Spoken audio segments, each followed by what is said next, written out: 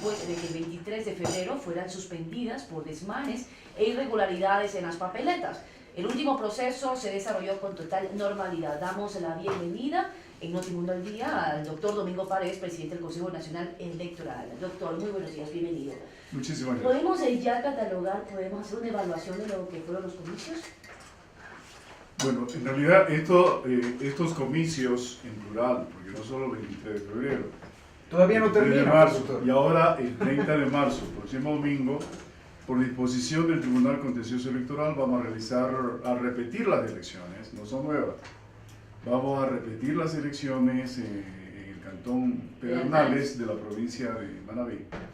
Y obviamente en Lomas de Sargentillo, que igual por disposición del Tribunal Contencioso Electoral, tuvimos que posponer dichas elecciones para el próximo domingo.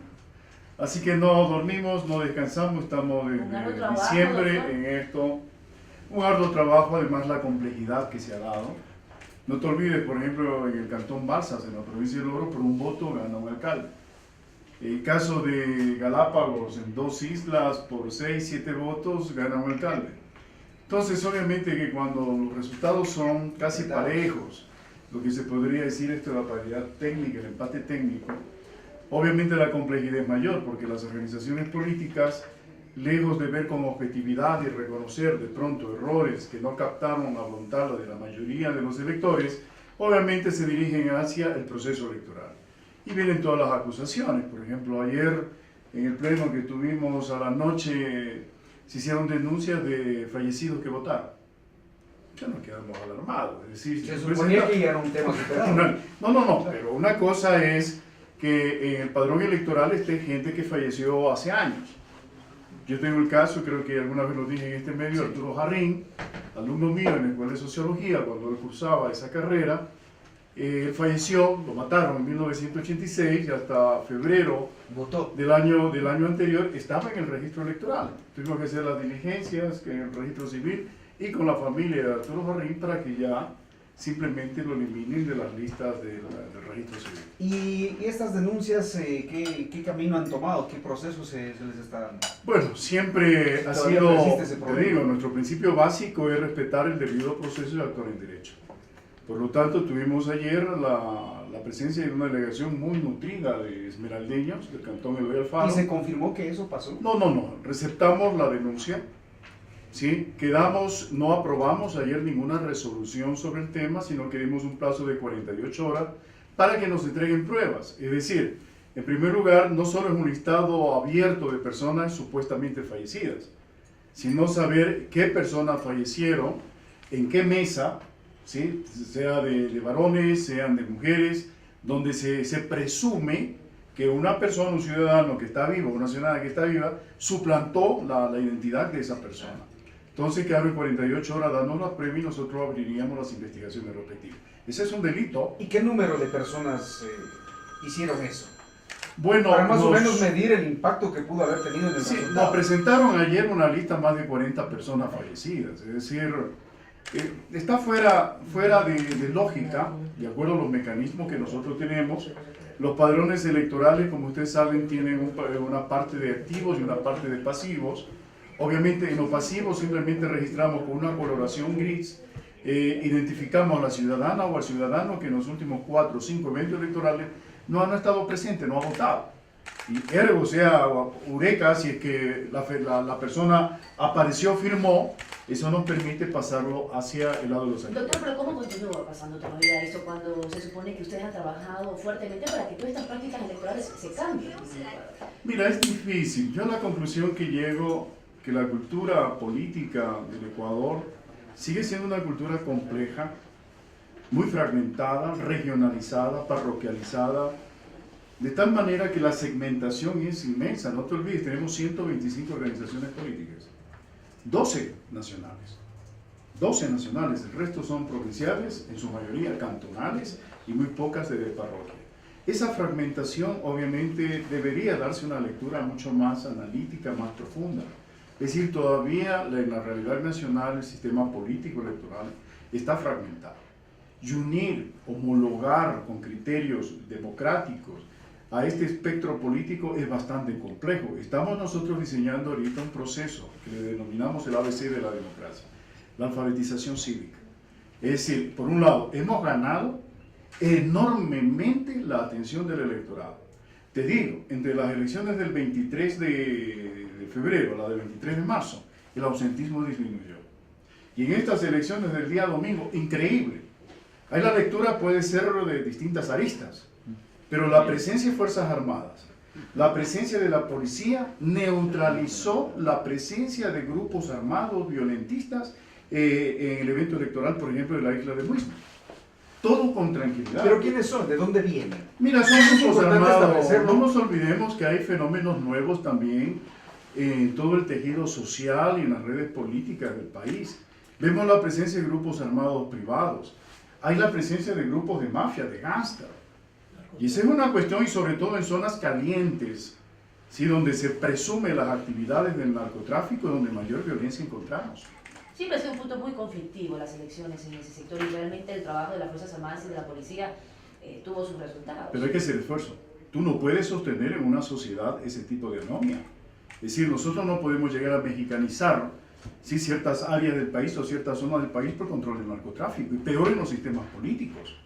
Entonces creemos que uno de los éxitos en estas elecciones no solo es haber disminuido el ausentismo, sino también haber aprendido una lección. Que la neutralidad de los grupos violentistas dentro del sistema político nacional, o de gángster, ¿sí?, o de mafias dentro del sistema político electoral, solo puede ser neutralizado y mañana combatido con una presencia coordinada de la fuerza pública y de la ciudadanía. ¿Sabe qué, doctor? Me salta la duda de qué pasaba antes, cuando no había este control. ¿Cómo eran las elecciones en esos sectores? O sea, Acuérdate. donde habían alcaldes por más de 25, 30 años. ¿Qué ¿Qué pasaba con pasaba? los votos nulos, por ejemplo, con los votos en blanco? Realmente era una plaza abierta ahí para la corrupción. Tú eres joven, pero no sé si te acuerdas del Hombre Araña. Una semana pasó metido en las bodegas de las oficinas de Guayaquil, alterando las actas. No sé si te acuerdas, y eso Carlos Aguinaga, que hacer un monumento, porque él fue presidente del Tribunal Contencioso Electoral, cuando uno de los poderosos del país llamó por teléfono a una provincia y ordenó al presidente del Tribunal Supremo Electoral que el partido que estaba ganando no podía ganar. ¿Quién fue? No voy a Pero decir, dígalo, con pues. todo respeto, no, por favor, esas ya son cuestiones para otro momento. Y obviamente que alteraron las Y actas. se paralizaban realmente. Y Carlos Aguinaga ordenó recuperar las actas correctas. ¿Qué más pruebas quieres? En muchos sitios del país se pagaba para ganar. Yo tengo un ejemplo muy concreto y lo quiero decir aquí por la confianza que le tengo a la ciudadanía y a ustedes. Yo tuve una visita de una persona que es muy amigo de un pariente mío en Guayaquil de hace muchísimos años, muchacho. Me dice: Domingo, ayúdame, estoy perdiendo. ¿En qué puedo ayudarte? ¿Tú sabes cómo puedo ganar? Es decir, todavía la vieja cultura del billetazo, o porque te conozco, porque somos amigos, tienes que ayudarme a ganar. Las presiones que todavía se sienten, es decir, la vieja cultura, la vieja psicología social en este país, dentro de la política, sigue perviviendo. Y eso hay que combatir. Se le ha hecho muy difícil a usted, doctor, estos Domingo. comicios, Domingo, en estos comicios, por ejemplo, teniendo como panorama o como escenarios anteriores todo lo sucedido, ¿se le dificultó su trabajo poniendo orden y que se cumpla con la ley realmente? Bueno, es muy complicado. Yo me he formado desde mi juventud, y digo desde la adolescencia, en utopía. Siempre he pensado lo mejor del ser humano. Pero en nuestra realidad, y aún más ahora cerca del epicentro de la distribución del poder político del Ecuador, como es el Consejo Nacional Electoral, como es la función electoral, es lo más delicado del mundo. Yo he estado en distintos lugares del país, en oficinas. Yo preguntaba a las organizaciones políticas cómo era antes, aquí se pagaba para ganar. Ahora estamos haciendo el inaudito esfuerzo de transparencia, de manos limpias, de eficiencia, de eficacia. Y te digo, la transparencia no es una palabra, se la construye. ¿Cómo? Abriendo puertas. Pidieron el padrón electoral, acuérdense. La OEA nos insistió, el padrón electoral que hay que entregar. Yo me presté una pantomima. Entregamos un padrón electoral incompleto. Reaccionaron las organizaciones políticas. Yo recién me doy cuenta, porque hay otra cuestión en el CNE. Tú tienes que tener conocimiento y experticia en informática. Ese es el plus, esa es la esencia. ¿A qué se refiere cuando usted dice me presté a una Porque pantomima?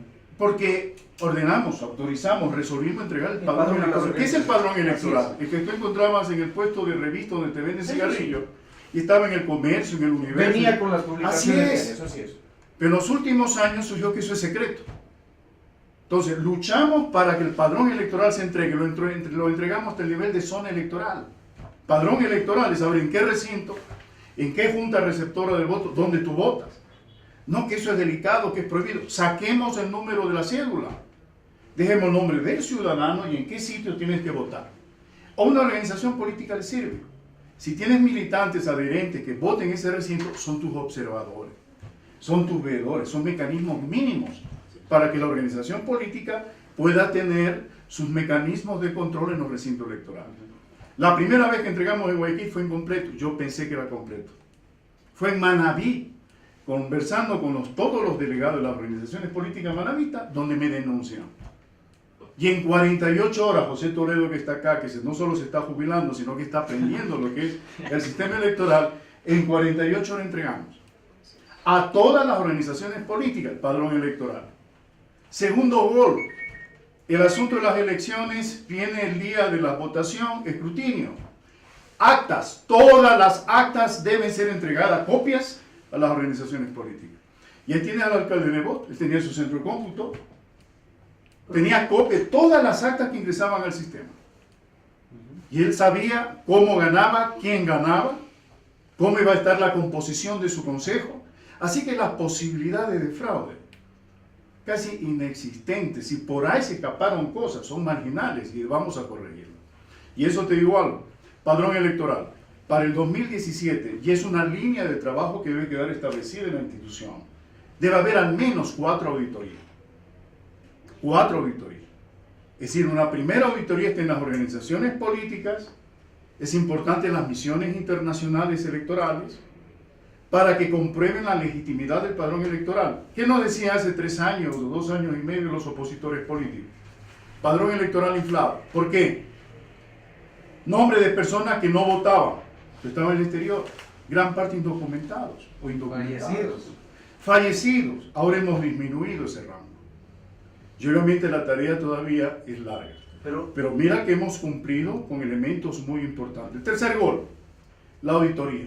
2013, un fracaso de la auditoría. Solo una organización hizo la auditoría del sistema informático. Ahora abrimos las puertas.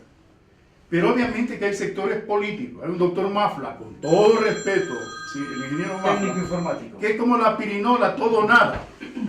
Ya quiere que tengamos un sistema perfecto de auditoría.